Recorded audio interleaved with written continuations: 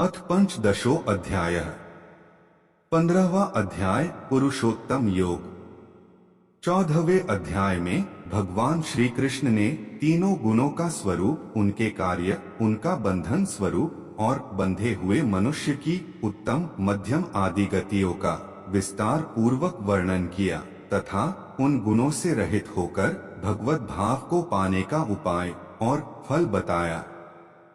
फिर अर्जुन के पूछने से गुणातीत पुरुष के लक्षणों और आचरण का वर्णन किया तथा सगुण परमेश्वर को अनन्य भक्ति योग तथा गुणातीत होकर ब्रह्मा प्राप्ति का पात्र बनने का सरल उपाय बताया। अब श्री कृष्ण भक्ति योग रूप अनन्य प्रेम उत्पन्न करने के उद्देश्य से सगुण परमेश्वर के गुण, प्रभाव और स्वरूप का तथा गुणातीत होने में मुख्य साधन वैराग्य और भगवत शरण का वर्णन करने के लिए 15वां अध्याय शुरू करते हैं। श्री भगवानुवाच ऊर्ध्वमूलमधः शाखमश्वत्थं प्राहुरव्ययम् छंदांसि यस्य पर्णानि यस्तं वेद स वेदवित्। श्री भगवान बोले, आदि पुरुष परमेश्वर रूप मूल वाले और ब्रह्मा रूप मुख्य शाखा वाले जिस संसार रूप पीपल के वृक्ष को अविनाशी कहते हैं तथा वेद जिसके पत्ते कहे गए हैं, उस संसार रूप वृक्ष को जो पुरुष मूल सहित तत्व से जानता है वह वेद के तात्पर्य को जानने वाला है। अधश्चोर्ध्वं प्रसृतास्तस्य शाखा गुण प्रवृद्धा विश्व प्रवाला है। अधश्च मूलान्यनुसंततानि कर्मानुबंधीनि मनुष्यलोके। उस संसार वृक्ष की तीनों गुणों रूप जल के द्वारा बढ़ी हुई और विश्व भोग रूप कोंपलों वाली देव, मनुष्य और तिर्यक आदि योनि रूप शाखाएं नीचे और ऊपर सर्वत्र फैली हुई हैं तथा मनुष्य लोक में कर्मों के अनुसार बांधने वाली अहंता, ममता और वासना रूप जड़ें भी नीचे और ऊपर सभी लोकों में व्याप्त हो रही हैं। न रूपम स्यः तथोपलभ्यते नान्तो न चादिर्न च संप्रतिष्ठा। अश्वत्थमेन सुविरूढ़ मूल मसंग शस्त्रेण दृढ़ेन छित्त्वा। ततः पदं तत्परिमार्गितव्यं यस्मिन् गता न निवर्तन्ति भूयः। तमेव चाद्यं पुरुषं प्रपद्ये यतः प्रवृत्तिः प्रसूता पुराणी।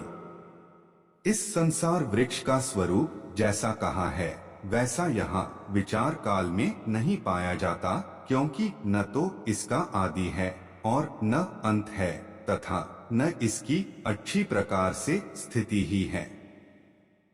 इसलिए इस अहंता, ममता और वासना रूप अति दृढ़ मूलों वाले संसार रूप पीपल के वृक्ष को वैराग्य रूप शस्त्र द्वारा काटकर उसके पश्चात उस परम पद रूप परमेश्वर को भली भांति खोजना चाहिए, जिसमें गए हुए पुरुष फिर लौटकर संसार में नहीं आते और जिस परमेश्वर से इस पुरातन संसार वृक्ष की प्रवृत्ति विस्तार को प्राप्त हुई है, उसी आदि पुरुष नारायण के मैं शरण हूँ, इस प्रकार दृढ़ निश्चय करके उस परमेश्वर का मनन और निधिध्यासन करना चाहिए। निर्माण मोहा जित संग दोषा अध्यात्म नित्या विनिवृत्त कामा है। द्वंद्व वैर विमुक्ता सुख दुख संज्ञैर गच्छन्त्य मूढ़ा पदम व्ययंतक। जिसका मान और मोह नष्ट हो गया है, जिन्होंने आसक्ति रूप दोष को जीत लिया है, जिनकी परमात्मा के स्वरूप में नित्य स्थिति है और जिनकी कामनाएं पूर्ण रूप से नष्ट हो गई हैं, वे सुख दुख नामक द्वंद्वों से विमुक्त ज्ञानी जन उस अविनाशी परम पद को प्राप्त होते हैं। न तद भास्यते सूर्य न शशांको न पावकः। यद्गत्वा न निवर्तन्ते तद्धाम परमम्। जिस परम पद को प्राप्त होकर मनुष्य लौटकर संसार में नहीं आते, उस स्वयं प्रकाश परम पद को न सूर्य प्रकाशित कर सकता है, न चंद्रमा और न अग्नि ही। वही मेरा परम धाम है। ममैवांशो जीवलोके जीवभूतः सनातनः। मनः षष्ठानीन्द्रियाणि प्रकृतिस्थानि कर्षति। इस देह में यह सनातन जीवात्मा मेरा अंश है और वही इस प्रकृति में स्थित मन और पांचों इंद्रियों को आकर्षित करता है। शरीरं यद्वाप्नोति यच्चाप्युत्क्रामतीश्वरः गृहीत्वैतानि संयाति वायुर्गंधानि वाशा। वायु गंध के स्थान से गंध को जैसे ग्रहण करके ले जाता है, वैसे ही देहादि का स्वामी जीवात्मा भी जिस शरीर का त्याग करता है, उससे इस मन सहित इंद्रियों को ग्रहण करके फिर जिस शरीर को प्राप्त होता है उसमें जाता है। श्रोत्रं चक्षुः स्पर्शो च रसनं घ्राणमेव च अधिष्ठाय मनश्चायन विषयानुपसेवते। यह जीवात्मा श्रोत्र, चक्षु और त्वचा को तथा रसना, घ्राण और मन को आश्रय करके अर्थात इन सबके सहारे से ही विषयों का सेवन करता है। उत्क्रामन्तं स्थितं वापि भुञ्जान वा गुणान्वितं विमूढ़ा नानुपश्यन्ति ज्ञानचक्षुषः। शरीर को छोड़कर जाते हुए को अथवा शरीर में स्थित हुए को अथवा विषयों को भोगते हुए को, इस प्रकार तीनों गुणों से युक्त हुए को भी अज्ञानी जन नहीं जानते। केवल ज्ञान रूप नेत्रों वाले विवेकशील ज्ञानी ही तत्व से जानते हैं।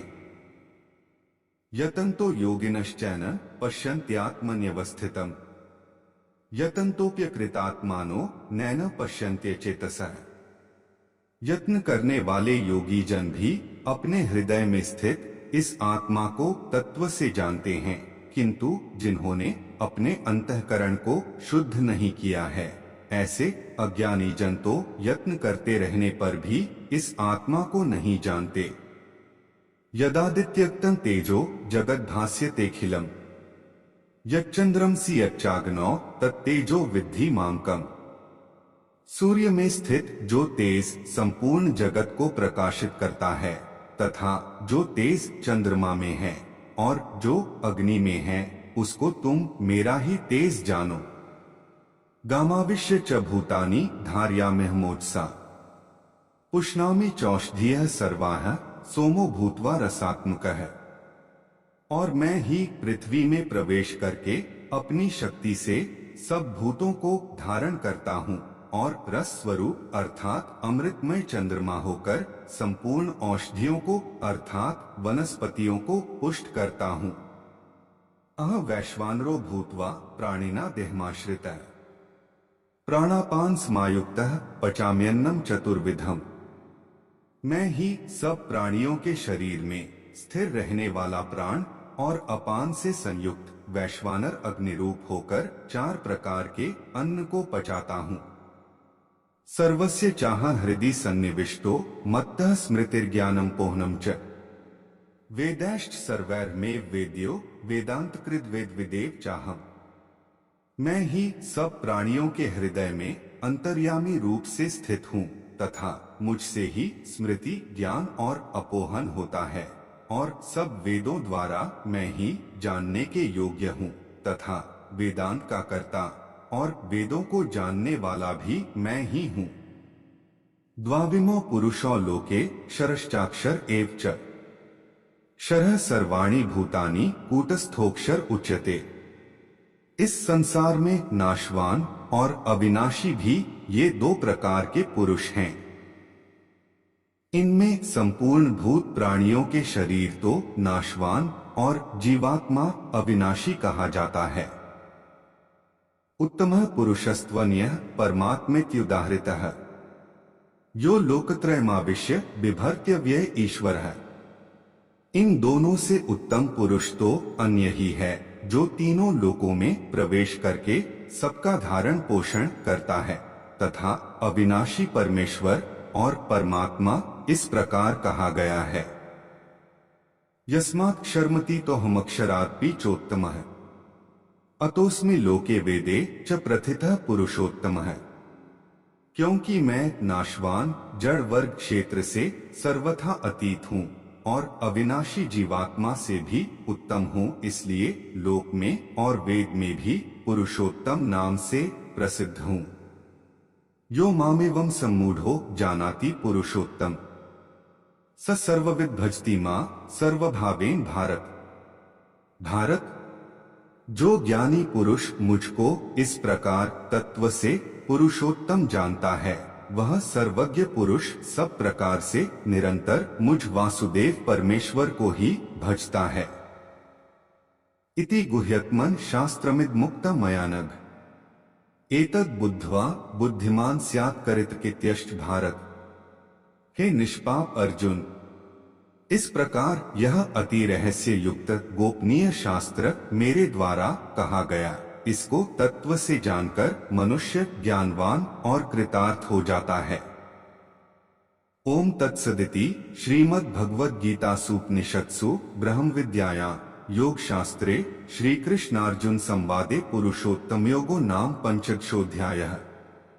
इस प्रकार उपनिषद ब्रह्म विद्या तथा योग शास्त्र रूप श्रीमद् भगवद गीता के श्री कृष्ण अर्जुन संवाद में 4 पुरुषोत्तम योग नामक 15वां अध्याय संपूर्ण हुआ। दोस्तों, अगर ये वीडियो आपको पसंद आया हो तो कृपया वीडियो को लाइक करें, शेयर करें और चैनल को सब्सक्राइब करें। आपका दिन मंगलमय हो। हरे कृष्णा।